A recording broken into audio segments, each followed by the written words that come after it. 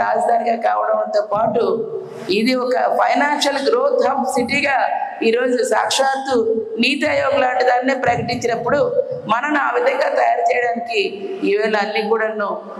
అవసరమైన connectivity roads కానీ, flyovers కానీ, అలాగే పోర్టులు కానీ, ఫిషింగ్ హార్బర్స్ కానీ, అట్లాగే మెడికల్ కాలేజ్ కానీ, మెడికల్ హబ్ కింద తీసుకురావటం కానీ, ఈరోజు ఐటీ సెజ్ లాంటివి తీసుకురావటం కానీ, ఉన్న వాటిని అప్గ్రేడ్ చేయడం కానీ,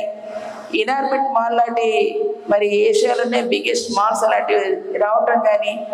ఐటీ టవర్ లాంటిది 2,200 కోట్లతో ఈరోజు ప్రత్యేకంగా మధురవాడలో దాన్ని ఫౌండేషన్ వేసి ఇప్పటికే దాన్ని బిల్డప్ చేసి ఈవేళ గ్లోబల్ ఇన్వెస్టర్స్ కూడా ఇక్కడికి వచ్చి పెట్టే విధంగా రావటం కానీ